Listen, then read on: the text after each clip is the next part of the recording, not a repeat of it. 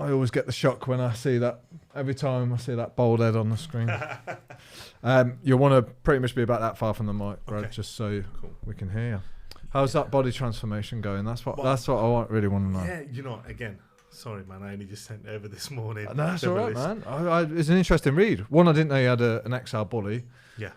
Called Benson, because that was what my dog was called. He was a French Mastiff. Yeah. And then, I didn't know you were doing this transformation.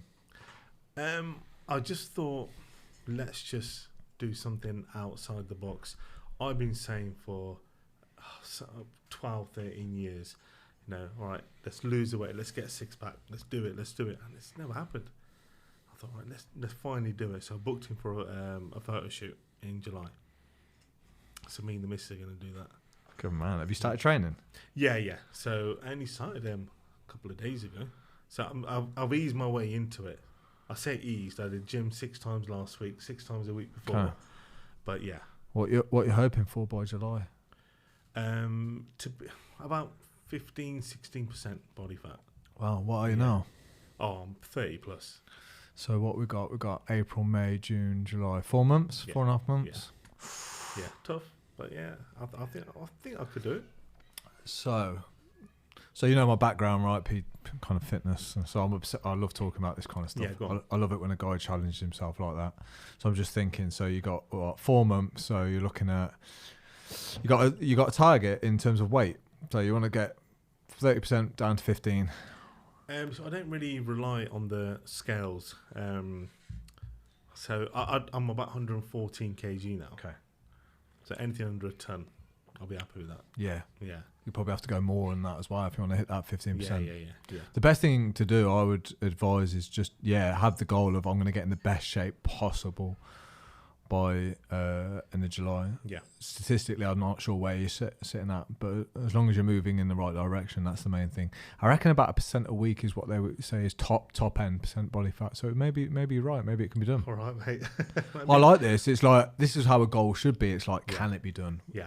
Maybe not. Yeah. I think they're the best goals to set. Yeah. Because if you knew you could do it, wouldn't be that exciting, right? No. But there's a genuine possibility that you won't. So there's the fear too. So that'll push you. Yeah. Oh, well done, man. I love that. Yeah. I like doing stuff like that. Well, what it does, it gives you focus, doesn't it? It directs your behaviour. You wake up every day, and because of that goal, you know what you've got to eat. You know that you've got to train. And I think without that, a lot of guys get lost. It's mission, purpose, goal. You can call it whatever you want. But my life's better when I've got something like that in it. You otherwise you're walking around aimlessly, you know. Yeah, but definitely I've got a few goals. Yeah. What are the other goals?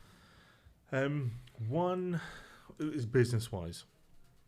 I've been doing what I do for 14 years. Okay. Wills, trusts, power of attorneys, probate, anything to do with death. I'm your man. Yeah, I'm the man to talk to. Planning for death. But things have always got in the way.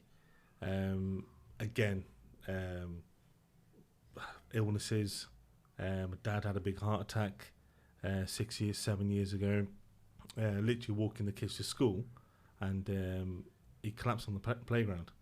Heart stopped for 10 minutes, and if a heart stops for 10 minutes, they're gone. No blood oxygen going to the brain. But he survived. Quadruple heart bypass. He's alive and well today. Wow. A year after that, my niece, who was 3 at the time, started getting a bit yellow in the eyes.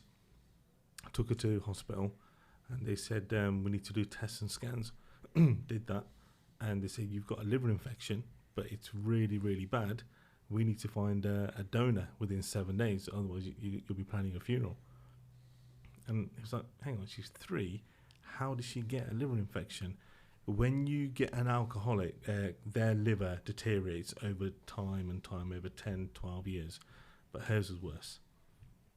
Thankfully, they found someone that said, we'll get half of the new liver and replace half of the old one. But on the operating theatre, on the table, they said, the liver's totally gone. So they did she got a brand new liver. And again, she's alive and well today. Yeah, and then obviously a few years after that, my wife got cancer, stomach cancer, and so that was a challenge. that was definitely the hardest moment, hardest time I've been through in my life. Definitely tough, dark times. So you're saying now that this is the first time, business-wise, that you've been able to allocate time and space to this business goal that you've got. Yeah. So because I've got nothing in the way. Yeah. There's always going to be obstacles, but when it's life changing, something like that. Business is on the back burner. Well, it's funny that we have all these plans in life, and we we have this vision of where and how it should go, and then we'll talk about obviously in this podcast, but how something tragic can come along, or kind of things never really work out how you think they're going to in life. And I think part of the skill, in fact, something you said here that I found fascinating, you said mindset is all about how you speak to yourself. So I think how how open you are to things going off path. I think we can sometimes make a bit of a prison for ourselves where we think it has to go like this, or I'll only do something when this happens. Yeah. And life can throw some shit at you at any point. And it always will, really. I mean, have you ever had any stage of your life where you've had no shit going on? Probably not. Yeah. But the thing is, we're all standing in a queue. We're all in a queue. The person in front could be 7 years old. The person behind could be 97 years old. But we're all going to leave this earth one by one. So we're all standing in a queue. We're all going to go wherever we go. So this is why you need to make it count. I've got this tattoo here. It's of an hourglass. I like that. Yeah. So it represents life. So when you look at it, you've got plenty of life left. Not much is gone. But when I look at it, most of my life is gone. Shit, yeah. Yeah, that's crazy, yeah. The lads in the group inside the Bet Man take the piss out of me because I talk about death a lot because I think it's important. And I think it's important that we know that, because I think sometimes we can live life and try and pretend that it's not going to happen to us or even to our loved ones. But like you clearly just said, it is going to happen. Yeah. And I think knowing that can either maybe it paralyzes some people, but for me it's kind of made some of the smaller things in my life that I made a big deal of not so important, and it's made me want to pursue a more meaningful purpose. I know that. Definitely, 100%. I'm very blunt when it comes to death. I suppose because I can be, because I've been through the worst. I've watched my wife pass away in front of me, and she was only 34 years old when it happened. So when I go out and see clients, so we've been meaning to make a will for 2, 3, 4, 5 years, but we put it off, because some people don't make a will because they think they're going to die quicker. And I'm like, but you're going to die anyway. So why not put something in place now? And then I always give the analogy of we're all in a queue. We're all standing in a line. But we all know that as soon as you're born, we're going to go. And on your gravestone, it's that dash in between the date you were born, the date you died is what means the most. What impact you've had on everyone around you, what legacy you've left. That's what matters the most. Yeah, it changes your perspective. I don't know whether you can resonate with this, but sometimes it leaves me a bit conflicted when I think about death, because I'm thinking of some of the things that I'm doing in business. Do they actually mean anything? Is the most important things, do I already have them? My health, my family, is that what I should be focusing on? Because sometimes goals can distract me from those things. Yeah. In fact, a lot of people will pick a goal at the detriment to their health, which is crazy, really, when you think, if we're saying our health is number one and all we've got, why would you pick something that is of detriment to that? So it's kind of a bit of conflict when it comes to goal setting. One of my friends, he's an Ashaya monk, and he's like, Alex, I've got everything I already need. I just need to enjoy it. Yeah. It's a very different, refreshing approach for me, because I'm a getter. But the problem with being a getter is you can miss all the beauty that you've already got in your life. So it's like, well, fuck, where do I go from here? Yeah. What do I focus on? Yeah, but because you get that tunnel vision, you think, that's the goal, I'll do whatever it takes. But this is why I practice gratitude every single morning. I will write down 5 things what I'm grateful for. Sure. And sometimes where it means the most is you need to be grateful for the things that money can't buy. Things like trees, they keep us alive. Running water. These, are things we should be grateful for.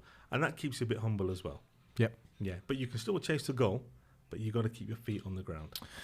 Makes sense. I've been thinking and talking a lot about gratitude lately, and something that really works for me. So I'm the same as you. I write down things that I'm grateful for. I write down wins that I find every day.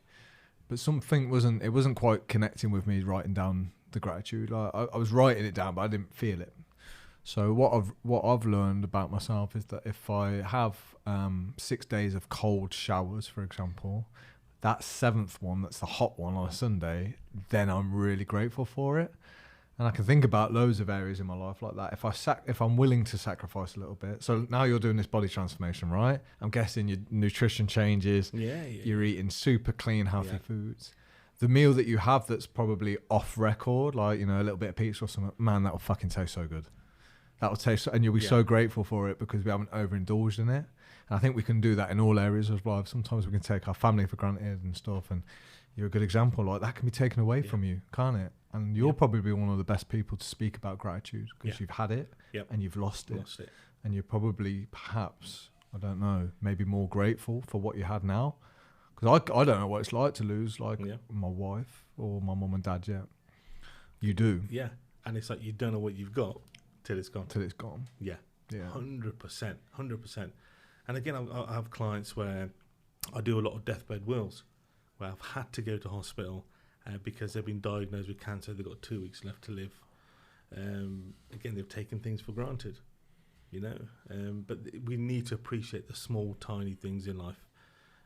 Animals out there, relationships, family, kids. I look at my kids now, I'm so grateful. I look at my family now, I'm thinking, shit, man, what I've been through, all the trauma, the PTSD, and where I am now, thinking, damn, that's because of the mindset. The way I've spoken to myself. We are negotiating with that voice, with that chimp in your head every single morning. Alarm goes off, snooze. Do you know what? I love this feeling with my head on this fluffy pillow.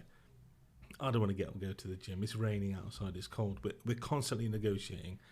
But it's about controlling that. Saying, no, that needs to be your first win of the day. Get up. Okay. Don't snooze it, just turn it off. So I agree with all of that, right? And that makes sense. So, when we talk about mental health for men, we'll talk about men in particular, as it's called the Better Man. So everything you've just said is where I would direct men to go to as well. Like, you're really aware that you hear that voice saying stay in bed, but you override the feeling and you do the things that are good for you.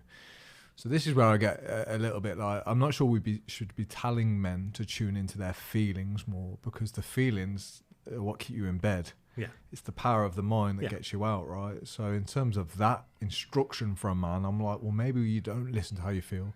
Maybe you think more logically. Maybe you think with more wisdom, like, because we know what's good for us, right? But we don't always feel like doing the things that are good for us. Yeah. Especially, I think one of the hardest things about depression is all of those things, getting out of bed, fresh air, training, eating well, become 10 times harder. So they're things you don't want to do. So like, the fact that, like, you've said that is really, really important. And I think it's an important message for anyone listening too. You're not going to feel like doing the things that are good for you. It's not, but this is where visualization comes into it. So there's a reason why I set my alarm at 4 o'clock in the morning. I don't enjoy getting up to go to the gym, but I do it. I'm visualizing what it's like in July, what my body's going to look like in July at that photo shoot. What I feel like when I wear a suit, because at the moment I don't feel good, I don't feel comfortable, and my little belly hangs over my belt. I don't like it, but I think of that as soon as that chimp comes in the head in the morning, right? Just snooze it, and I'm like, nah. Visualize yourself in wearing a suit at clients, because you feel confident. That is where that will override that feeling, that negative talk. Yeah, sure. Yeah. It's a really good point. Yeah, I think if you don't have that, those behaviours are going to fall apart, right? Yeah. But I'm guessing you behave in alignment with where you want to be in the future. So you want to be this fit, super healthy guy. So you kind of, that gives you a blueprint for how you should behave today, right? Yeah. Yeah. Definitely. And without that, nothing. No, it's like packing for a holiday. Right? You're going to go on a beach holiday. You need goggles. You need your trunks, you need all these, your sun cream. But the thing is, you got to plan for these things. When you get there, and you haven't bought these things, you're going to think, shit, man, you're going to regret it. But it's the same thing. Do you think that's why it was obviously when Nim passed away? I guess it all came out of the blue originally, right? The fact that she had stomach cancer, and then the treatment didn't go as planned, right? Yeah. So do you think it's the hardest things in life are those things that we don't plan for? So when we're talking about goals and vision, we're kind of, you know, we know where we want to get to. Yeah. We kind of know how much sacrifice and what effort we're going to have to give. But when something like this cuts you down in life, do you think that's why it's so difficult to deal with? Because, well, I hadn't planned for this. I didn't ask for this. Why is this happening? Yeah. But you cannot plan for these things. We could be finishing this podcast. I could be diagnosed with something tomorrow. I didn't plan for it. But mentally, it's where stoicism comes into it. Visualization is not always about if you're in a race, you visualize yourself arms in the air, or if you're in a fight, arms in the air, and you've won with a gold medal around your chest. It's not about that. You've got to visualize you running, you falling over. What if that happens? Because you're ready and prepared for it. And this is what got me through when Nim got the cancer. I was prepared for all of this. That's what got me through. I thought, when she passes away, right, I'm going to have to call the funeral directors. They're going to come round. They're going to zip open the body bag, put her in, zip it closed, put it in the van, and go. Everyone around me, when that happened, were in tears. They were crying. And my mum tapped me on the shoulder. She goes, "Why don't you cry as well?" I said, "I can't. Because I knew all this was going to happen, because I visualized it. This is what's got me through." And that has had a positive impact on the kids, but it's also had a negative impact on the kids, because they are resilient. They are very strong. You look at them now, you wouldn't be able to tell that their mum passed away. But it's had a negative impact because they've hardly seen their dad show any emotion. We've been taught as men, hide it, man up. What the fuck are you crying for? But there was a time, first time in October last year, I broke down in front of the kids. And Viren, my little son, it set him off.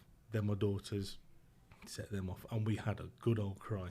And I felt so good after. And I thought, why has it taken me over 4 years to do that? Again, society. You know, we're not trained. We're not allowed to show emotion. Do you think it's a societal issue, or do you think that's just innate within us men? Like, we try and be strong, like we for other people, perhaps. Yeah. Oh, definitely. I had to do that. I had to be strong for the kids. So I would say after Nim passed away, I was a robot. So many people, social media, face-to-face messages, "You're strong, you're an inspiration, you're doing so well." And because I wouldn't show any emotion. I've been open and honest about my journey. But there were times when I would go home, I would have a cry. I would have a massive cry, like hysterically thinking, damn, do you know what? I can't handle it anymore. You know? I'm being a mum and dad for the kids. What would you have, if you could go back, how would you have handled, would you handle it the same way, knowing that it might have been the thing the kids needed at that time, or would you have shown them that you were emotional and crying too? What would you, or would you do it all the same? That is the only thing I would change, is expressing my feelings with the children, letting them know, do you know what? Daddy's really missing mummy today. Daddy doesn't feel like cooking. Shall we get takeaway instead? Or, you know, Daddy's a pile of washing. You know, Daddy's really not up for it. Mummy used to do all of this. He's bringing back loads of memories. So I that's the only thing I would change, is being more open and honest with the children, how I really felt. Were you, so when it was the example of the washing then, were you doing the washing regardless of how you felt, or were you just kind of saying things to fit the narrative of why you weren't doing it? No, so I had to do it. Yeah. I need a clean uniform. Okay, but that's what I mean. Do you think that's a good example of, like, kids, I feel terrible, I'm hurting so much, but I still have to do what needs to be done? I don't know if there's a right or wrong answer here, by the way. See, I hear you and I'm in admiration of that. I'm like, you still did the kids washing. Yeah. I'm like, no matter how bad you were hurting inside. I think that's courageous and brave. Yeah. So I'm like, maybe that is the way that we lead. Maybe there's a balance. Maybe we can do those things and say to the kids, I'm really upset. I don't know how much emotion is too much to show. Yeah. So what I found myself is like being this robot, getting on with things, but I would sometimes snap at the kids. Yeah. Okay. You know, yeah. I'd shout at them. Yeah. Think, what are you doing? Yeah. Why are you not listening to me? Pick this up, clean that. I told you to bring your washing down or go to sleep. But hang on, the fucking mom's just died. Just chill out a bit. You know, think it from them. My little lad was 3 years old. Yeah, what does he know? What does he know about death? No, not a lot. Right. Your oldest was 7. No, the oldest was 9. Oh, I'm sorry. Middle one was 5, and 5. He was 3. Yeah, 9, 5, and 3. I mean, it's a lot to shoulder when you're that age, right? Yeah. How was the 9-year-old? Because at 9, I think you have, I think you have a knowledge of what death is and such. 5, I'm not so sure. 3, probably not, right? So when, this is, Nim was obviously got the cancer and she deteriorated over time. And she came home in a hospital bed. You know, we had she had her own room, and every day the kids would come down the bottom of the stairs. They looked to the left, and they would see her. They could see nurses would come home. They knew that she was poorly, but she passed away at 11:30 at night. And obviously, the eldest one came downstairs. She looked in the room, empty bed. I said, "Naveem, Mummy's now gone. God in the sky." And that's it. She just burst into tears, ran into a room, closed the door. I had to kind of force the door open, and we just sat on the floor. And my initial reaction was to say to her, "It's going to be all right." But I stopped myself because that was a lie. I didn't know it was going to be all right. I'm like, shit, her mum has just died. Right, I've got to now be a mum and dad for 3 kids under 10. How the fuck am I going to survive? You know, if I say to her it's going to be all right, I'll be lying because I don't know what to do. I don't know how I'm going to bring you 3 up, by myself. So we had a good old cry and a good old hug. My middle one, Avani, she came downstairs, did the same thing, walked into the room, saw that Mummy wasn't there. But she walked straight into the other room, sat down on the sofa, and she goes, "Where's Mummy?" I said, "Look, Mummy's now with God in the sky. Got the remote control, put the TV on." And she's like, "Daddy, can we FaceTime Mummy?" I was like, "No." I was like, "Look, her phone is right there." I said, "We can't FaceTime Mummy." And that is when I broke down. But before she could see that I was upset and crying, I just hugged her, and I was just crying, like, bit behind her. Again, I didn't want to show that I was emotional. I was upset. But yeah, and then Viren, 5-year-old, "Where's Mummy?" "Mummy's now with God in the sky." "How did she get there?" "Oh, she flew. God said, come down, but it's time for you to come up now." "Okay. When's she coming back?" I said, "V, she's never going to come back." And then he'll stand in the window, look up and say, "I love you, Mummy." The next day, "Is Mummy in hospital?" Because she was in hospital for 3, 4, 5 months in and out. I said, "V, no, Mummy's gone now." "Okay. Our doctor's trying to fix her?" I said, "Viren, Mummy's not coming back." 34 days straight, he was asking for his Mummy. And that gets to you. How much can you tell your 3-year-old son your mum is never going to come back? Everything that we had planned is never going to happen again. Holidays. We booked a holiday to Dubai. We had just celebrated, and I say celebrated, our 10th wedding anniversary. She was in hospital. And I remember a few years before diagnosis, she wanted a chocolate diamond ring. I said, "I'll get it for our 10th anniversary." And I remember going to the jewellery store, and I said, "Okay, can I get this?" She goes, "Yeah." "Who's the lucky lady?" I said, "Yeah, it's my wife." "Okay, she's going to love that." And there's no reaction from me. And she goes, "You all right?" I said, "Not really. It's our 10th wedding anniversary, but she's in hospital with stomach cancer, and she's probably got about 6 weeks left to live." And you should have just seen her face drop. She didn't know what to say. And I remember just getting it, walking out, and I just sat in the car and I just had a cry. I thought, fuck, man, you know, this is what I'm going to have to deal with. Drove to Coventry Hospital, gave it to her. She was, you could tell she was happy, she was pleased, but in the back of the mind, like, she's thinking, I'm not going to be wearing it for long. So we had to cancel our trip to Dubai. We always wanted to buy land and build our own house. That's all gone out the window. That's literally all our plans gone out the window. That was hard. Especially when you had family members sat there and a few days after the funeral talking about their plans with each other. Oh, we're going to go on holiday. Oh, have you seen this house on Zoopla? Oh, this is how much it is. Oh, it's out of our budget. Oh, this is good. And I'm thinking, you guys are saying this in front of me. You know, it's quite upsetting because I can't talk about that. I can't do that anymore. But there's some people that just will never understand. They will never understand. Like some of Nim's family, it's not a competition of who's hating the most, but the thing is, their life still carries on. Mine's totally fucked up. Mine's changed because it's in that household. The death took place in that household. So all my plans have been changed. The kids' lives have been changed. Whereas other people, they can still carry on. Sure. And I guess grief gets put on hold for you, right? Because you've got 3 kids to make sure are okay. So it kind of makes sense to me why your grief would hit you later. I think they always say traditionally as well, men do kind of store grief and they bottle it and it will hit them, especially even in normal separations. You know, the women, they cry straight away and then they move on from the relationship. Men, no, they're like, right, it's fine, I'll be okay. 9 months later, boom, they realise that they're not going to get back with that person and then the grief hits them. Yeah. So it kind of makes sense to me that, the kids' safety, the kids' mental health and that they're okay would come first. I guess maybe that's what a good parent does. Oh, yeah. You think, why do we work? Why do we do these things? For our kids.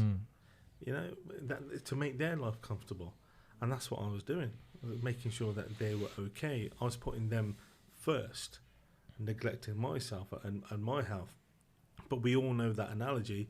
When you're in an aeroplane and it's going down and the mask comes out, you put it on yourself first, then you help the person next to you. Because if you can't help yourself, how are you going to help them? Were you aware, though, when it was all happening, or did you just get through it and it's only upon reflection now that you realised the kids came first and you took the back seat? Yeah, I was on autopilot. Of course, yeah. Yeah, autopilot. I was doing make sure they were happy. But now, I do a lot of reflection now. Yeah. I look back. Sometimes I'll just be there, sat there, staring in space thinking, damn, you know what, I've been through so much, and I haven't had a chance to soak it in. And I think it only started October last year when me and the kids had that cry. It's been probably every couple of weeks I look back and I think, I'm right, fucking hell, man, I've been through the shit, but I've got through it because I never gave up, and I didn't listen to this. You know, it all comes down to that. But don't get me wrong, I did drink. I would have wine, a bottle of wine every night, maybe some vodka shots, beers, and I remember waking up hungover like anything in the morning, stood in the schoolroom, dropping kids off at school. My little lad was only in nursery then, and his hours are 9 to 5. I'd go home, just collapse on the sofa, Peaky Blinders, Suits, whatever it was, and then think, all right, it's 11:50, I better get up.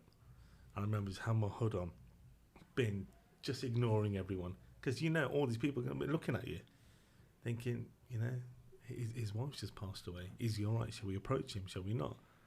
And I just remember going through that, and it came New Year's, January. I thought, right, fuck it. You've had your fun. You've done whatever.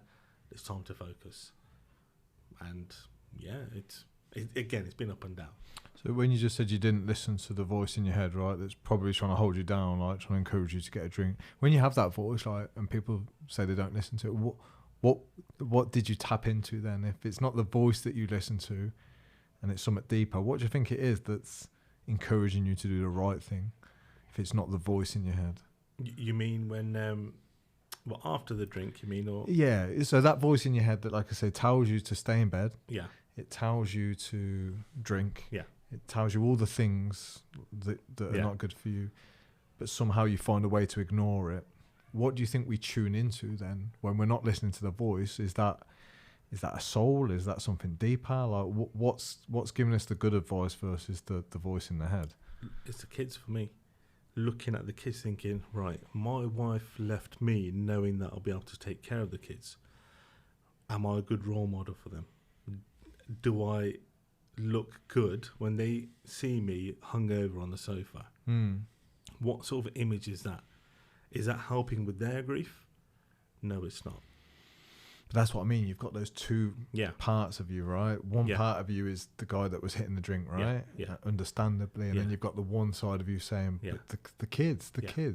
I'm wondering what the difference is. Like, who are those two voices? Is this angel devil? Yeah. Is this one of them's the soul saying, do the right thing? Is one of them just crazy thoughts? Like, I'm wondering what we can tune into to give us better advice than our thoughts. Or our urges to have alcohol when we're deeply hurting.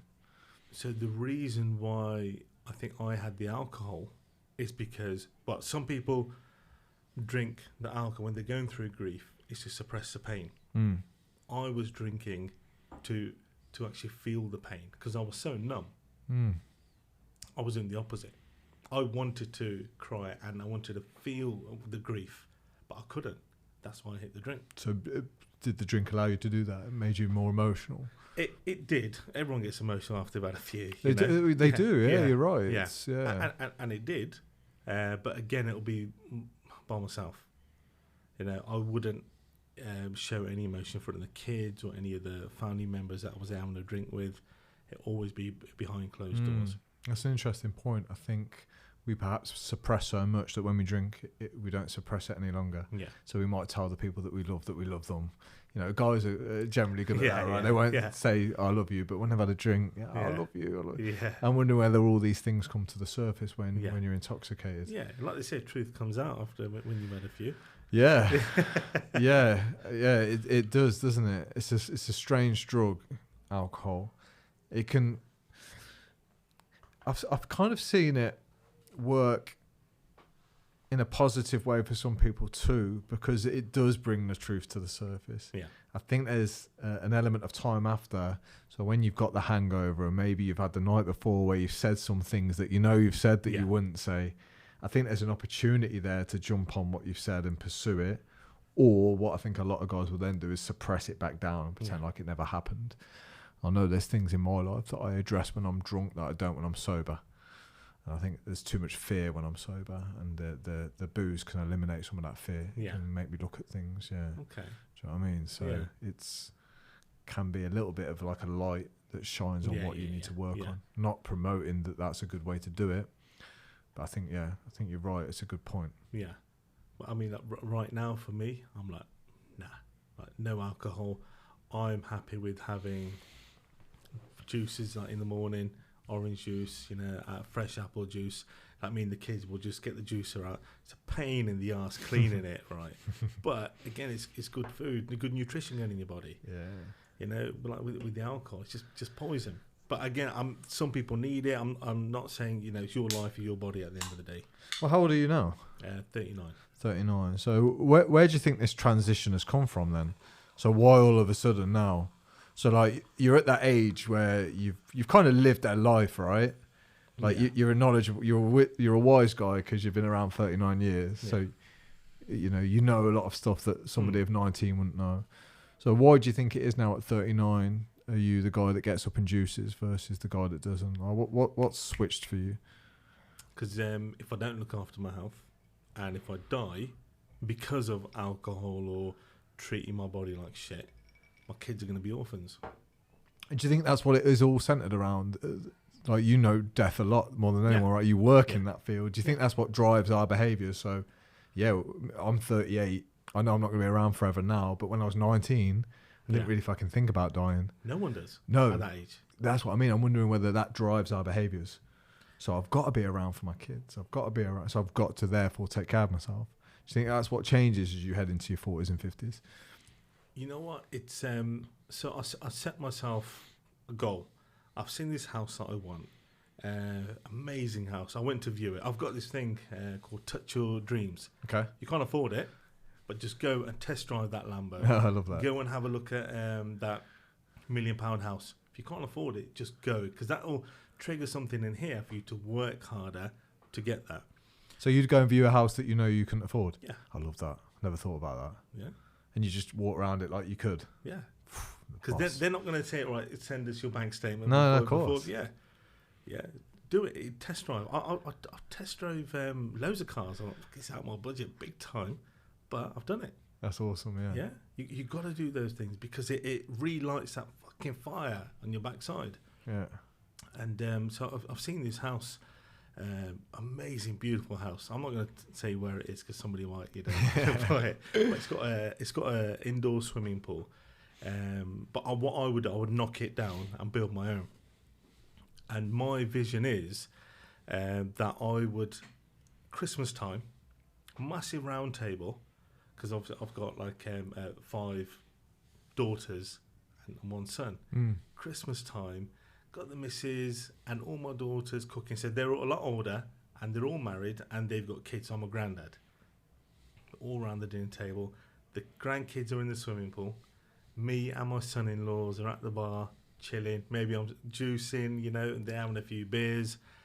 That feeling I am clinging on to. Yeah, I love it. I mean, I'm beaming now with a smile. Yeah. So I love that image. Yeah. That's powerful, isn't it? Yeah. But I've got acres of land as well. Yeah. I might have, Benson probably won't be here, but I'll have a few more dogs. But that is the vision. That is what keeps me going. There are times where I can't be asked, writing this email or getting back to the client. But I thought, no, come on. Think about that big round table over Christmas, all the presents on the trees, all the grandkids. So it's the same as the training then, because you've got this image of where you want to be in July, where you've got this image of the house and the lifestyle that you want to provide the family. It seems like that's a current theme for you. Like have these things to work towards, so that on the days where you don't feel like doing it, you know exactly why. Yeah, you've got to have. This is again, they should teach this in school for visualization. Yeah, and what do you know David Goggins is? Oh, mate. Of course you do, right? He got me through a tough time with Did Nim. he? Isn't he brilliant? I remember Nim being at the hospital bed, and I was just on YouTube, and I saw this interview with Tom Bilyeu and David Goggins. Yeah, it's a great interview, yeah. So I watched that. I thought, fucking hell. Watch his next video. And I've told everyone about him. I said, he's got me through this grief. And so that could be the reason why I was like a robot, because he's like that. Yeah. Yeah, like, don't give 2 shits controlling this. But he got me through that time. So, yes, I do know David Goggins. He talks about visualization too, Yeah. similar to what you said. That's where I learned it, because I used to think visualization was all about the positive outcomes. Yeah. And he's like, no.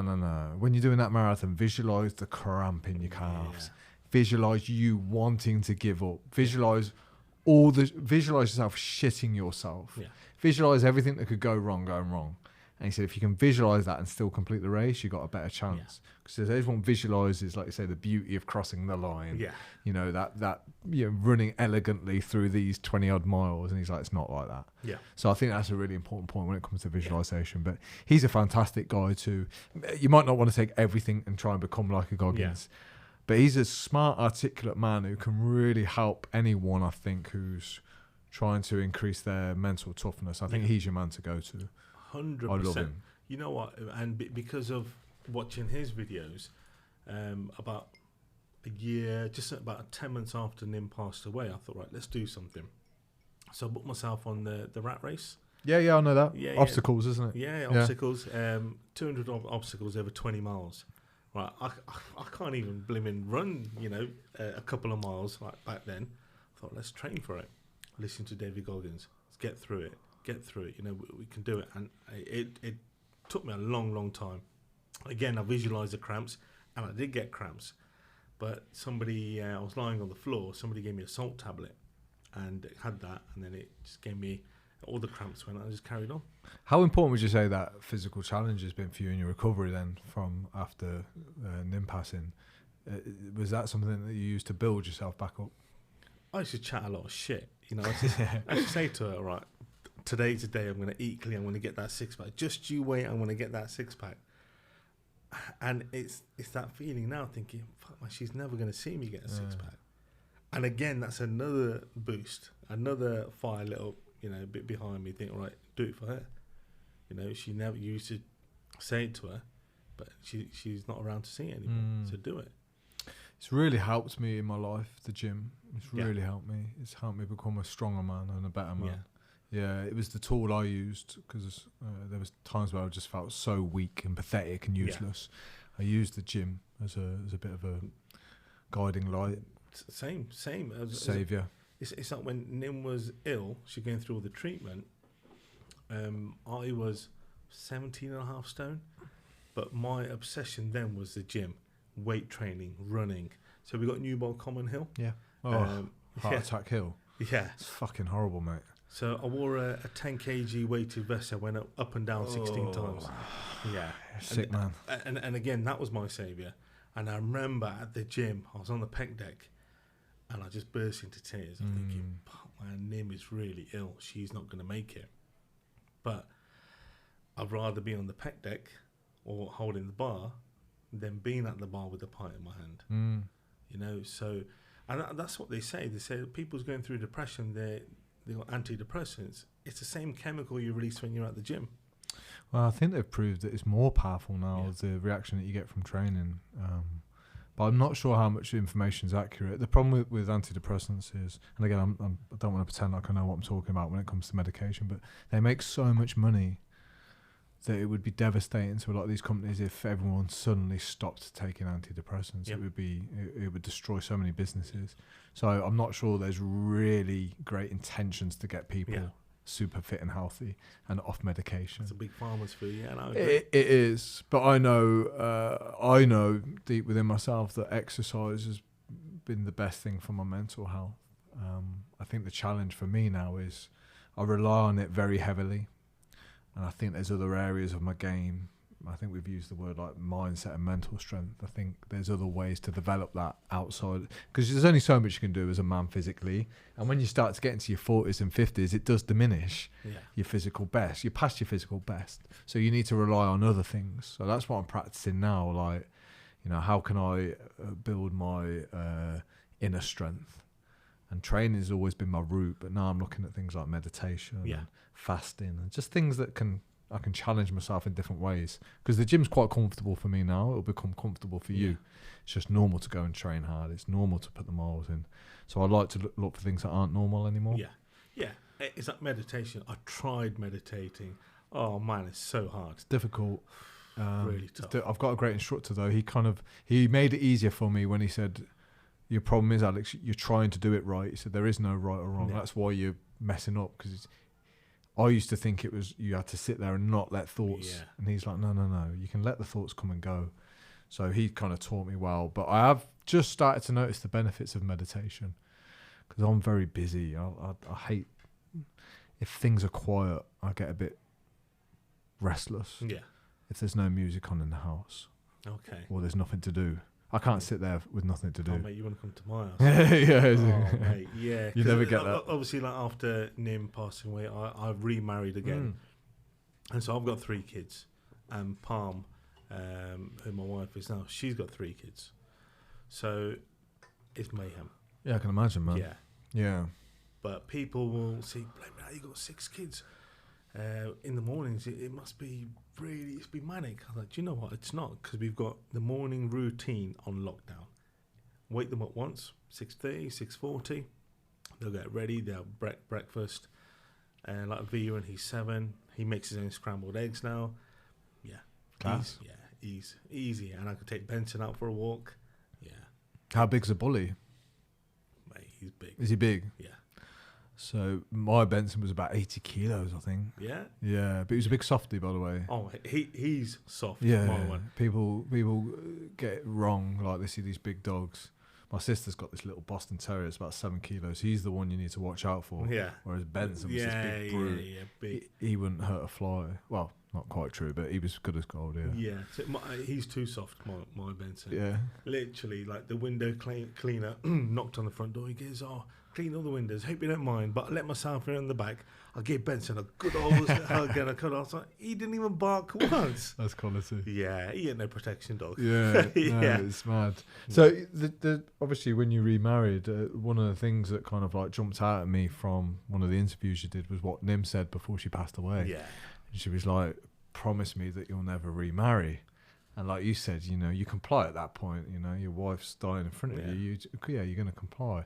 Was that a huge barrier for you to get over? Like, were those words ringing around your ears when you were trying to move on and make the most out of life? I think at the time when she said it, I was like, yeah, of course I'm not going to think about getting married again. For Nim, it was like, how can another woman come in and replace me? Is she going to do a good enough job as that I would have done? And that was what was going through her head. But when I met Palm, again, I wasn't looking to get married or meeting anyone again. We just hit it off straight away, as in like friendship-wise. So we got on really, really well. I thought, you know what, this person's going to be in my life for a very long time. And she thought the same. It's like a mirror, talking to a mirror. We had a lot in common. But we were like, okay, let's get the kids together for half-term holidays. Went to the circus, they all got on. And Viren was like, oh, can we get back to Palm's house? And I was like, Viren never says that. And so we were like, all right. So we all went round, we had food, and it's just from there. But we thought if the kids don't get on, then we're not going to go any further. And I just remember one time, like Naveen, because she lived in Oxford, and we were just on our way back home, and Naveen, my eldest, she was just bursting into tears. She goes, "Daddy, what are you doing?" I said, "I'm not doing anything." She goes, "No, I can't believe you're replacing Mummy." I said, "Mummy can't be replaced. I'm not doing anything." I thought, fuck, man, is this a good idea? And now, she brings up now, she goes, "Daddy, I can't believe I said that. I can't believe, I did that. I acted like that." I was like, "Naveen, but your mum had just died." It's understandable, isn't it? Yeah. What was more surprising was the fact that you got quite a lot of resistance from older members of the family, right? Yeah. I think you labelled it like blended Sikh so families. So two Sikh families, right? Yeah, so we're a blended, we're a step family. Yeah. Two families come into one. And so that's just like an Instagram hashtag thing. But I did get a lot of resistance, a lot of trolls, setting up fake profiles. And what is that? Is that, like, say, a no-no in the Sikh culture? Is that traditionally a no-no? Or? It's not even that. It's not a no-no. It's like, I think it was time. Yeah.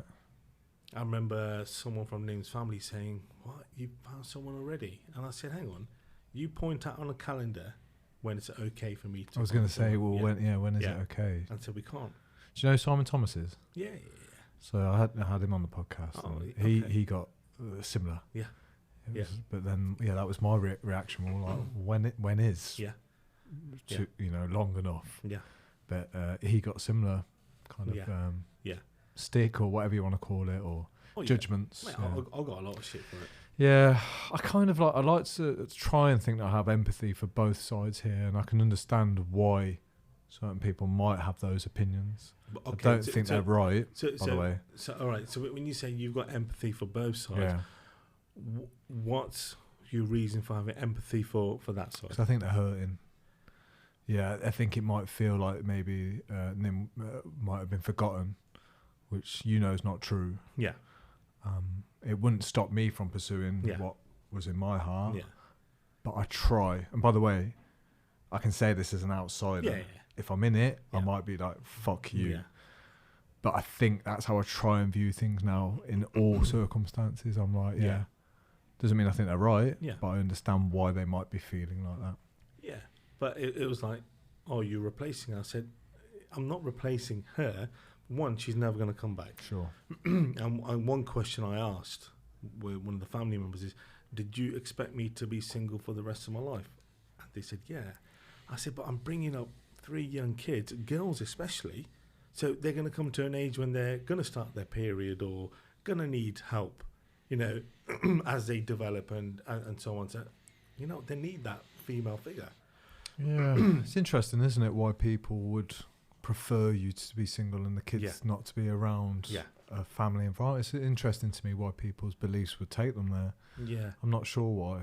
But again, I know for a fact, some people would prefer if I was a drunk, if I didn't have control of the kids, because then they could have control of my children. But I've never been like that. I've always put kids first. Always. And it has bloody well paid off. I know in my own experience that whenever I've come out of a relationship, one of the hardest things for me is always to hear that person has found someone else and moved on. But then you got to look at why the relationship didn't work in the first place. Oh, for sure. Yeah. Yeah, I get it. It's part of life, right? Like, you have to. Things do move on and things do evolve. I just think there's sometimes a lot of hurt that comes with that. And when people are hurt, I know I'm at my worst when I'm hurt. Again, typical man thing. Rather than me say, I'm feeling really upset, I can start passing judgment on others. I can deflect it off myself and I can put it on you. Yeah. And it sounds like that kind of thing is what's happening, right? People are hurting, so it's easier to say, actually, Raj, it's too early. You shouldn't be doing this. Yeah. It's much easier to do that and point the finger at you than it is to look back at what's this saying about me. Like they say, you point one finger, you got three fingers pointing back at you. Damn right. Yeah. Absolutely. I know this to be true. Yeah. I know this to be true. Whenever someone's really bothered me, I can always bring it back to myself. Yeah. I know why. And it's like there was a time when the kids were getting brainwashed as well. And I put a stop to all of that. And I get it. Hurt people, but healed people help people. You know, and definitely, and that's a journey that I'm on at the moment. My role, my purpose is to definitely to help people. So do people reach out to you now who are in similar situations where, because they must do, because I can imagine that you would be somebody that would understand and be able to relate more to someone in that situation. I've had widows reach out to me saying that, you know what, this was happened, my husband's passed away, or my wife, or my dad's going through treatment with cancer. You know, I read your posts on Instagram, it lifts me up. Sure. And so, I thought, right, that is my purpose. Because I've always been open and honest about my journey. I wrote 2 articles on LinkedIn and it got just under 1 million views. And because of that, the BBC came to the house. And because Nim's cancer was genetic, so it's passed down to her from her dad's side of the family. Right, okay. And that's why the BBC came. Because when my kids get 18, they're going to have to get tested to see if they're carrying the cancer gene. So it doesn't necessarily mean that they're going to get it or they've got it. It's just they're more likely to get the cancer in their lifetime. How often do you spend much time thinking about that? Like, no. Nah, not at all. I'm like, if it happens, it happens. Sure. Again, it's visualizing. Yeah. You don't pray or visualize that. No, they're not going to get it. You got to visualize. Okay, if they do get it, how do you deal with it? So being around death in what you do for a living, example, do you think it's allowed you to live a better life because you know it's real and it's going to happen? So do you think it's allowed you to stop wasting time, stop procrastinating, stop worrying about the small things? Do you think it's allowed you to do that and live a better life? 100%. Yeah. Like this.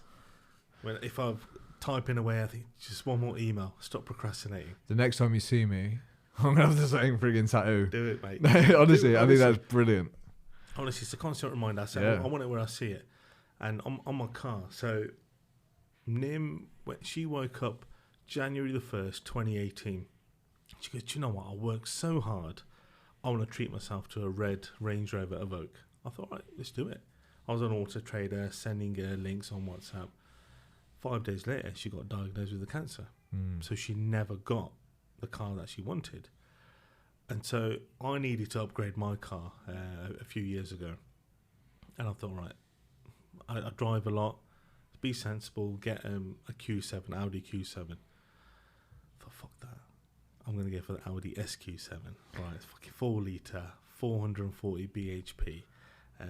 It is powerful, 0 to 60 in 4.5 seconds. It's a 7-seat, it's a family car. Yeah. And that's what I went for. Life's too short. Yeah. And then on my number plate at the bottom, I've got Memento Mori. In Latin, it means remember you will die. So every time I get in the car, I have a quick look. I remember you're going to die. There's two ways to think about that, isn't it? I went the exact opposite on that. When it was time for me to pick my car, I went and bought a second-hand 11-year-old motor because I was in the same kind of frame of mind of like, I'm going to die. So for me, and again, this is, I guess, what you're into in life, like I thought the car ain't that important to me. So I actually downgraded, and then I got like my mum and dad a trip to Iceland, and I've just sorted them out a trip to Lapland too. And that really, like your vision of like the family being around the table at Christmas, I love that, mate. I think that's powerful as how I love that. When you told me, I was beaming. Yeah. I love doing stuff like that, and I think using that like you're gonna die thing, that helps me make decisions about stuff like that. Yeah. So I can spend $3,500 on Lapland, and it doesn't stress me out like it used to. Because I'm like, you're right. You're gonna die. They're gonna die. Like fucking go. Yeah. Instead of sitting on the fence is the worst place for me to be. Yeah. Like you either do it or you don't. Yeah. Simple. Yeah. That sitting on the fence thing. That's when I think you really go life's short. So either do it or don't, and then commit to it. Yeah. Either way. Totally agree. Either get the fucking Audi and enjoy it, or don't. One or the other. Yeah, I totally agree. The reason why I got that is because I spend a lot of time in the car. I travel the whole country.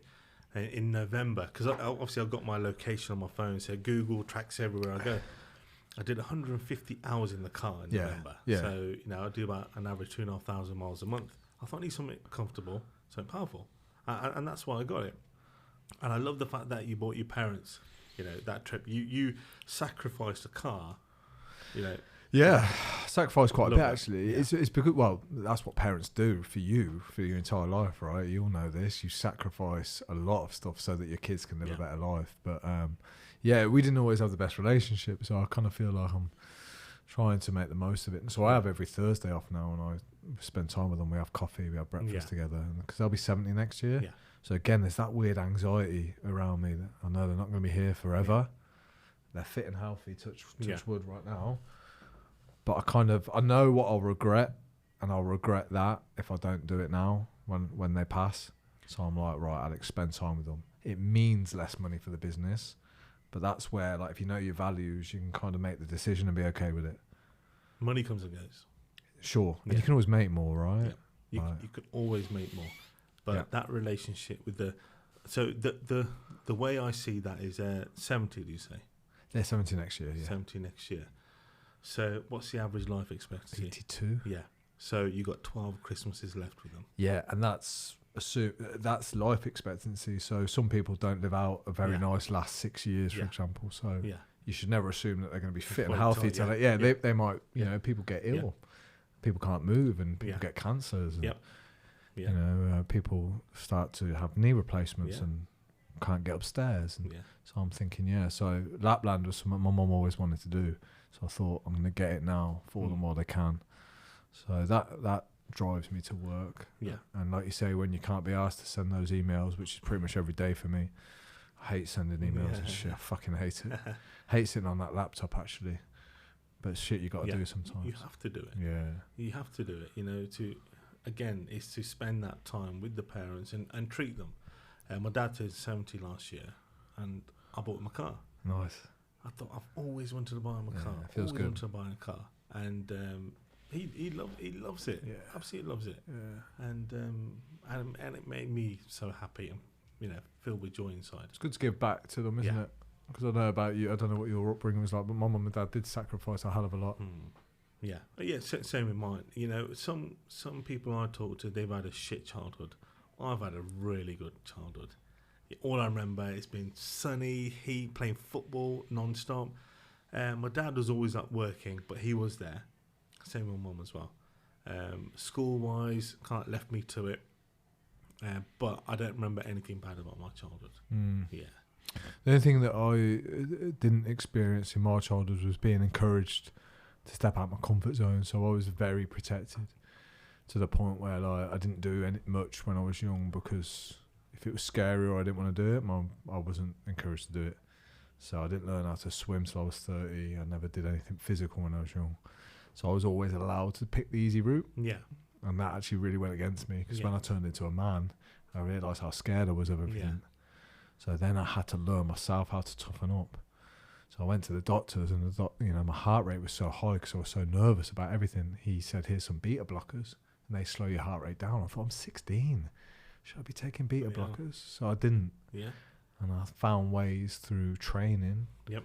I thought I'll get some muscles first because I was 11 stone at the time. And I thought I'll get some muscles, and that worked. 3-4 years, toughened myself up, started boxing, started fighting. Realised I wasn't made of glass. Learned how to transfer the skill of strength into other areas of my life. And that's why it's been really good for me. Yeah. So it only feels like in the last few years I've learned how to become a bit more of a man. So that's the only thing I'd say from my childhood that I would like to have improved. I think there's a fine line, isn't there, when you've got kids? And again, I'm always cautious. I don't have kids, so I'm very cautious about what I'm saying. But I don't think it's our job necessarily to protect them all the time. I think we've got to prepare them for life too. So it's like that fine balance, isn't it? Of like, yeah, I love you and I want the best for you. And because I love you and want the best for you, I'm going to put you in situations which might, require you to be a little bit strong and uncomfortable. Yeah, 100% agree with that. We work hard for the kids, but what are they learning? If we give them everything on a plate. So it is about pushing them outside their comfort zone. And I push all my kids. I push them hard. Sometimes I can see them saying, "I fucking hate you." But I'm like, nah, but this is going to help you. You've got to understand, waking up at 6:30, 6:40 is actually going to help you. Sure. And it's only yesterday, there's white collar boxing happening in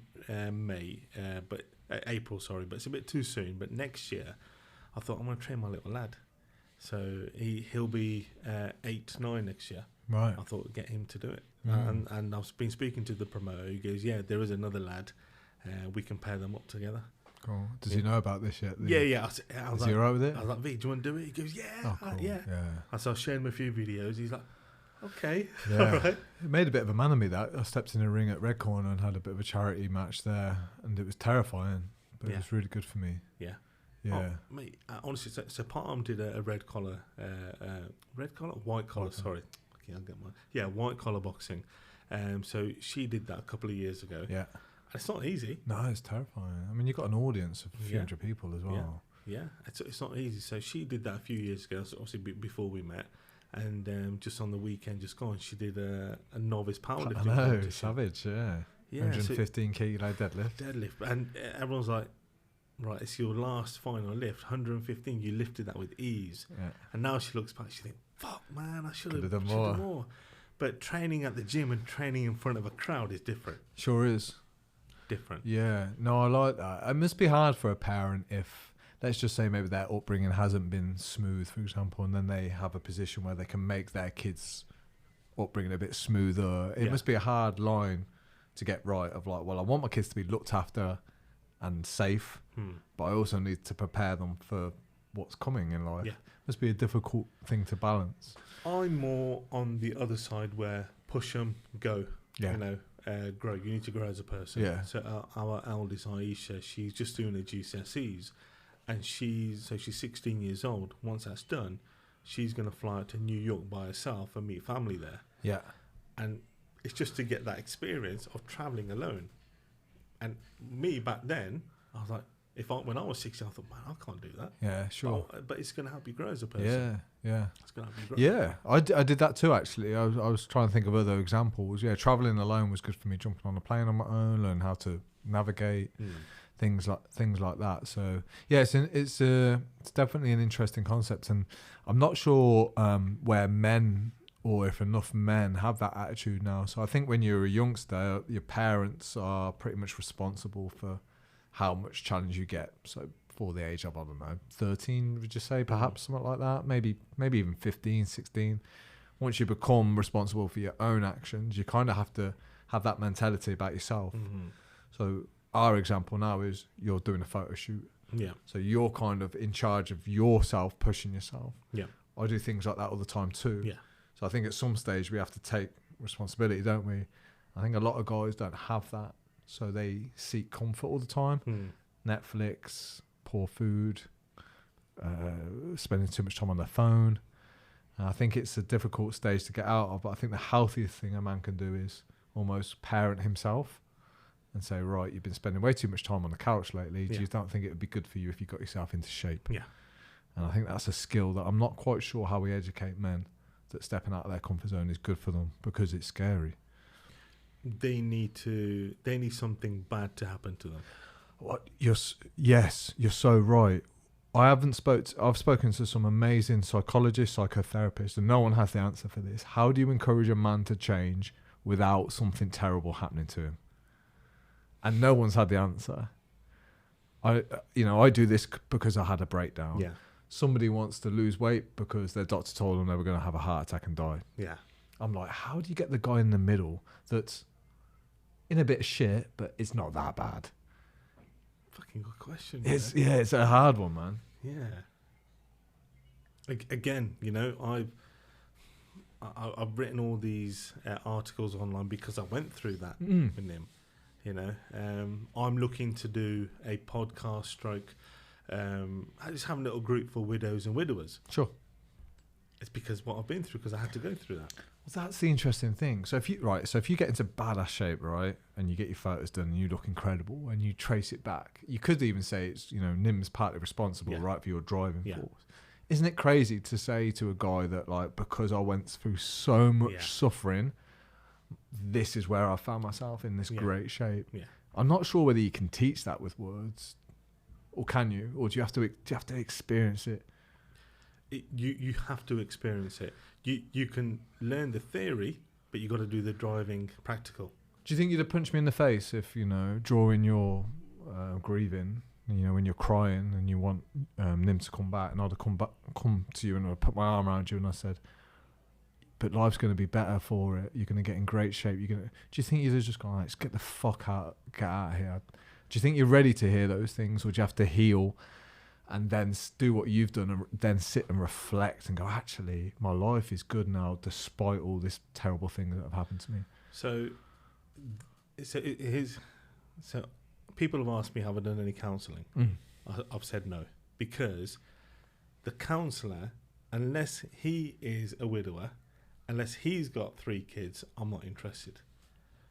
So if you haven't been through what I've been through, for you to put your arm around me and say, do you know what, it's going to get better? How do you know? And I think this is why people come to me and message me and say, look, this is what I'm going through. And by looking at your posts, I know there's light at the end of the tunnel. Do you withhold from saying it will be okay?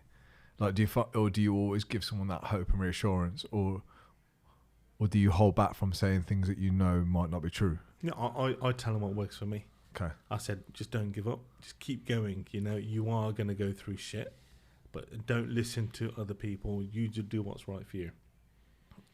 Somebody on social media, her husband passed away. She was getting shit from her in-laws, and she goes, I want to move away from them. I said, do it.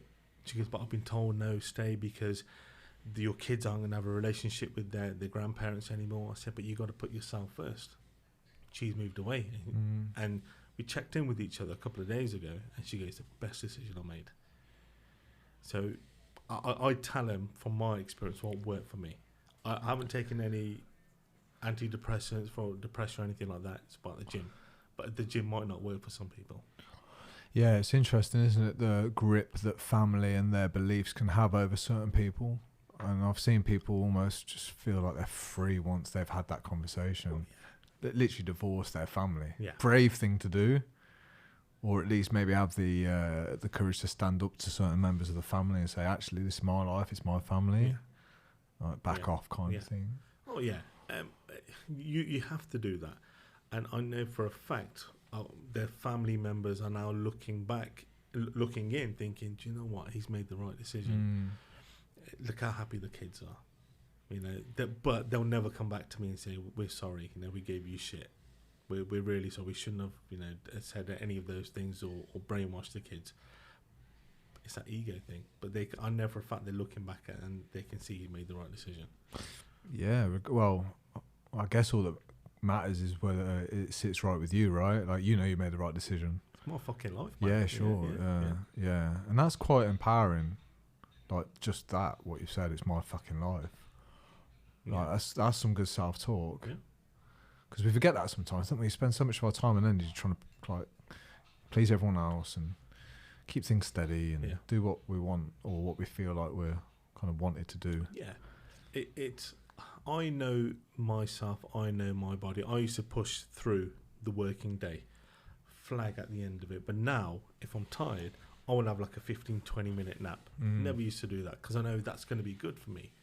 But I'll put myself first instead of just, getting through the day. Yeah. You've got to put yourself first. Yeah, and it's an ability to listen to what you need as well. Like Yeah. you say, like we can just grab a coffee or push through, but sometimes if we're good at listening to ourselves, we can really get in tune with what we need. So I need more rest, I need more sleep, Yeah. I need more connection with my family. But I think to do that, you have to get to a point where you slow down and use the word, like we've said, awareness, reflection. Yeah. Which is a bit of a skill. Do you use anything specific, like a diary, a journal? Do you do anything like that, or do you just sit there and use your power of your mind? No. So I do journal. Yeah. That's helped me a lot. I bought journals for the kids, so when they were going through a bit of a tough time, Amazing. because writing it down, it does help. Do you do long form then? You just blank page, or do you have questions that you follow? I've tried that. Yeah. I just don't know where to start. So I've got a journal where it prompts you to ask questions. Yeah. How was your day? What fun thing did you do? And what reflect back on the day. What lessons you've learned? Because it's all about failure. Sure. Yeah, it's all about the failure, and that's how you learn and grow. I think part of my job is asking good questions, because a good question can really make you think in a different way. And one of the first things I was taught by my mentor was, the quality of your questions can lead to the quality of your answers, Yeah. and therefore can lead to the quality of your life. Yeah. Rather than telling yourself what you need to do and when, it's like, well, stop. Ask some good questions of yourself. Yeah. Like, instead of like bossing yourself about, find good, reasonable behaviours to do that are actually going to make your life better. Talk yourself, coach yourself. Yeah. So you've hit the nail on the head then. And the best question that I've asked myself over and over again, if I want to do something, you know what it is? Why? Right, I want to do this bodybuilding photo shoot. Why? Because I want to be fit and healthy. Why? Yeah, because I promised Nim that I would get a six-pack, but and I never did it. Why? Because I was lazy.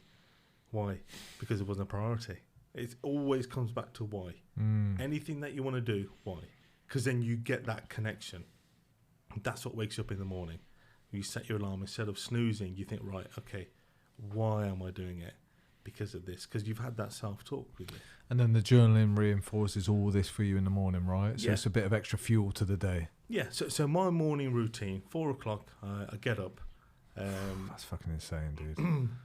I'm fucking tired just thinking about that. Yeah, mate, do you know, I've always been an early bed. I used to think I'll sleep when I'm dead. And I look back and think, you fucking idiot, man. Sleep is so important. Yeah, sure. And you know what? Is this the Aura ring? Okay. That has been a game changer for me.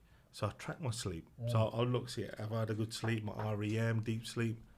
Yeah, whoop. Yeah. Yeah. Been a game changer for me Yeah. too. Because I was like you, I was like, sleep's Yeah. it's just something I've got to do. But Yeah. if it's 5 hours, fine. Yeah. Now I'm like, no. No, I need... Okay. So it's a 4 a.m. get up, sorry. Yeah, get up at 4 a.m, sort myself out, then I'll journal. Yeah. I'll write down 5 things I'm grateful for, and then I'll write down my goals as well. Okay. What most people do, they'll write their goals, New Year's resolutions, and they'll never look Forget at it. them, yeah, it's in a drawer. I do it every single day Yeah, because good in the back of my mind, or in the front of my mind. Yeah, I get you. Then banana, I'll sort my drinks and shakes out for the gym, go gym, have a workout, come back, protein, breakfast, wake the kids up, take Benton out for a walk, sort the kids out for school, the last drop-off's at 8:40, come back, ready to sit at the desk. Yeah. And then what's nighttime routine look like? Because I guess the kids getting up at 4 is like, you have to go to bed quite early, right?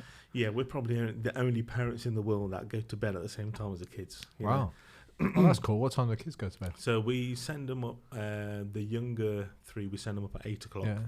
The older 2, who are 16 and 13, if they've got work to do, so they can sort themselves out. Yeah. But we're in bed by about 8:30. Yeah. And then we might watch something on Netflix. Yeah. And that's it. Yeah, I was in bed at 8:30 last Yeah. night. Yeah. Yeah, I can't believe it. Yeah. It just feels right now, though. I like the idea of going to bed early because I know I can get up early with a clear mind. So that's my selling point. It's like, well, I can't get up early and stay up late, so take your pick. Which one are you going to do? Yeah, and so in the morning it's pitch black, it's quiet, Mm. you know. You get a lot done in that time though. That 4 a.m. I did 60 days in a row of getting up at 4 a.m. I must admit I couldn't hack it for longer than 60 days because I was falling asleep by 9. But it's a beautiful first couple of the hours. I'd read and I'd write. Yeah. And it was amazing. No one would text me because Yeah. it's 4 a.m. Apart from you, who's fucking crazy enough to get up at 4 a.m. Yeah. Who's going to text me at 4 a.m.? Yeah. Nobody. So you find this quiet time. You can't put your music on because you can't wake the neighbours. And you have to be quiet. And it's quite a nice time to be alive. Yeah. But the thing is, so after the gym, I'll come back, but I'll have a cold shower. I love my cold shower. I hate my cold showers, but I love them. Yeah. You'll know what I mean. Yeah.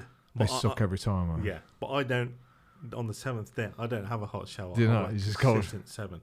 7 days a week, cold shower. I go cold sauna, cold hot shower after. Every day. So every time I'm in that cold shower, I'm like, but you're going to get your hot shower. Yeah. And you're going to have a cup of tea after. Yeah. But you can't have a cup of tea unless you do that fucking cold shower. yeah, So yeah, I reward myself like I would a dog. Yeah. I'm like, you can have a cup of tea, Yeah. but after the cold shower, not before. Okay. That's how I do everything. Yeah. You can't watch Netflix until you've been to Brazilian Jiu-Jitsu. Yeah.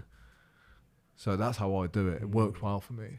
So I like these little rewards throughout the day. It's whatever works for you. Well, it becomes more... That's for me practicing the art of gratitude. Yeah.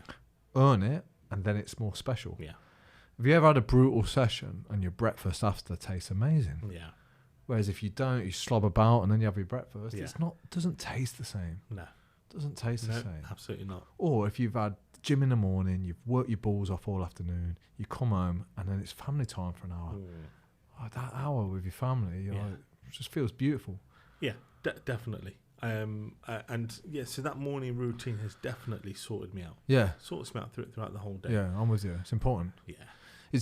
I have the Better Man. We're breaking down into 3 levels now, and we're putting that as a fundamental of level 1. Like you have to get some form of healthy morning routine. Yeah. Because if you get up, if you hit snooze and you get out of bed late, and then you missed your breath, the whole day can fall to pieces. Like it's like easier if you get that first hour in nice, composed, controlled, with intention. Yep. I think that's the thing that's come out of this podcast today. You've got to know why the fuck you're doing something. Yeah. Again, it's that why. Yeah. But it makes total sense. Yeah. Because life's difficult and life's tough. So when you're faced with that toughness, you can go, yeah, I've got to go through the toughness because of X, Y, and Z. So I think that's really, really important. Yeah. What are you working on now then in order to... This is a traditional better man question. What are you working on now in order to become a better man? So like, what areas of your life do you feel like you need to improve now? So obviously the health. Yeah, sure. 100% health. Yeah. That's the number one thing. That should be everyone's number one point is a health. I've procrastinated for too long now. It's now time to make that change. Time to We'll get you in again in a year, and you'll be sitting there in your speedos, just like topless, mate. Topless, shredded. What program are you doing? You got a PT?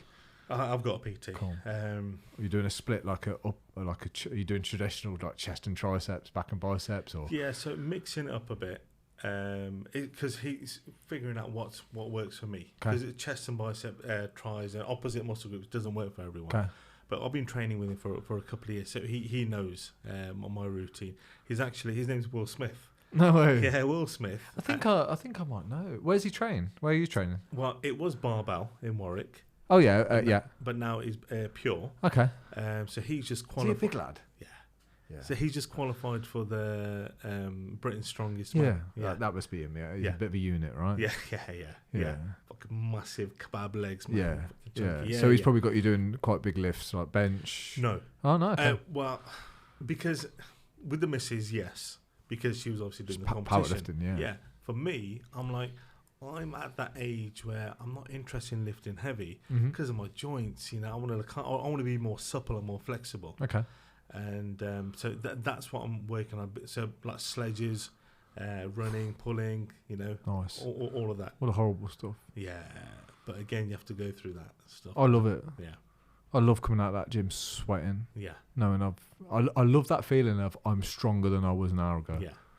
Isn't that good? Mentally, physically. Yeah. Oh, I love that feeling. The next time when you get DOMs. Yeah. And you can't straighten or like, but I love that. I know. My ass cheeks and legs are hurting today. I love it. And that was just because last week I had 5 days off. Come back to it and I love, it's a sign that I'm alive. And yeah, it's good. It's good. Well, it'd be interesting to keep an eye. Are you going to be posting it about your journey, or are you just doing it all under the radar? No, I'm doing it under the radar, but I am recording.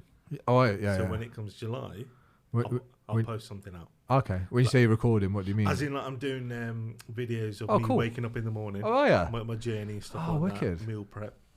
Oh, nice. Yeah. Well, again, I guess, are you going to use this as a tool then for people that are grieving, like where you say, you know, I don't know, let's say it's a year after somebody's kind of lost a partner. Is this something you're going to maybe promote and say, for me, like putting my energy into my health gave me something to get out of bed for? Yeah. Because when someone's grieving, again, they'll hit the alcohol or they'll just eat loads of shit. And I put a lot of weight on when I was, grieving. But now it's like, okay, so do something about it now. You know, and so I never thought about promoting it and, grief wise, but good chat. Yeah, I don't know whether they can work in parallel. It can work as a support. I would assume, I don't know what grief is. I'm not sure what's happening in the body. I don't know whether exercise can help it or whether it can just be a coping mechanism for that hour. I don't know.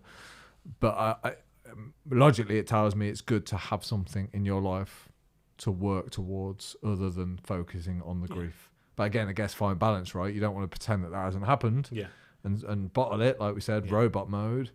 But maybe there's healthy ways to or to utilize perhaps or to support. Grief isn't necessarily just to do with death. Yeah, sure. Grief is divorce, loss, partner leaving. Yeah. Your kids not talking to you. It's just having that breakdown of relationship. That's grief in itself. So if you look at your past relationships when things haven't worked out, you probably grieved. 1000%. Yeah. Yeah. I used to think I was a really tough individual because, you put me in a workout, I'm grinding. Yeah. But whenever grief came along, like relationship grief, it fucking destroyed me. Yeah. I couldn't handle being abandoned, basically. You're right, it was grief. Yeah. Grieving for someone. It was horrible. Yeah. Way worse than any physical pain. Emotional pain hurts so much more than any physical pain. 100% it does. Even things like jealousy that still get me. Yeah. They hurt so much, man. Yeah. You'll be jealous when I walk in topless. That jealousy, no, I could. I don't experience that. Yeah. It's always in relationships. Women. Yeah. If I feel like someone can hurt, the problem with relationships is when you fall in love with someone, this is how I perceive it. It's not a healthy way, by the way. They're the people that can hurt me the most. Yeah. The person that I love the most. So it's a real ugly conflict in my head. I don't like that I give this person that power over me. It's a bit like the fear of what's happened to you. Yeah. There's a bizarre fear, which is completely irrational. I mean, it could happen, but it kind of destroys your life because you're living by what could.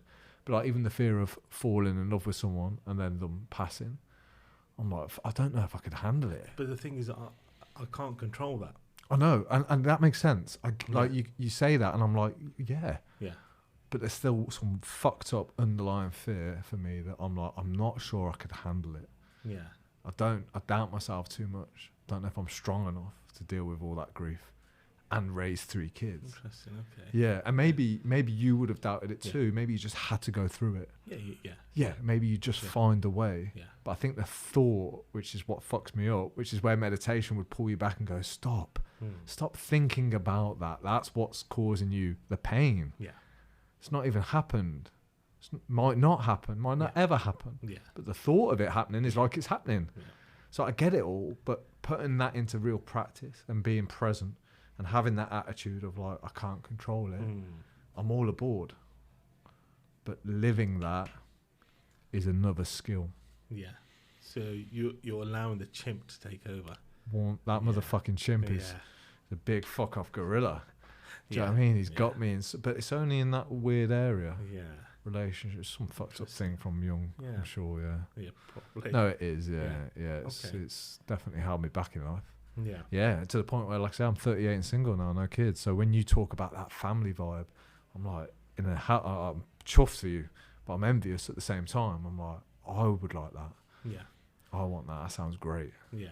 But But this is where comparison can really fuck you up. Sure. It's like keeping up with the Joneses. It's like the next door neighbour have got a sports car, Ferrari, right? I want to get that. But you should never compare your chapter 3 with somebody else's chapter 23. No, I hear you. And I don't see it as I want what you've got. Yeah.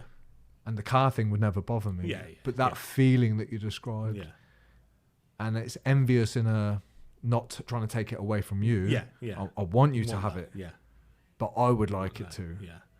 And probably, we talk about this a lot. There's a fine line between inspiration and comparison. Yeah. So I might be inspired by what you've said today, which I am, and I can use that to drive myself to behave better.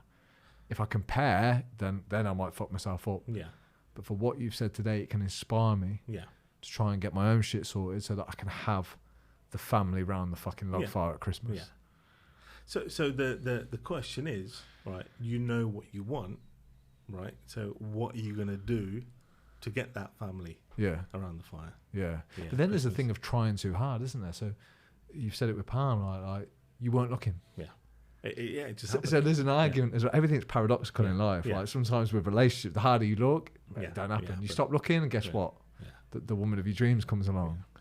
Mate, life's fucking weird, you know? Yeah. No, it is. It is, definitely. It's crazy. But mate, that was great. I think you're a great guy. So thank you for giving me your time today. I think you're a brave man. You might not have even considered yourself brave. I don't know. But I think you are. So thanks, man. Thanks for having me on. No, it's a pleasure. I'll keep my eye on you now. Now you're doing the fitness training. Mate. Keep my eye on you. Make sure you're doing it. I'll text you, mate. You won't miss me. Okay, man. Cool, mate. Thank you. Thanks, man. Cool, man. Hey, that was great, man.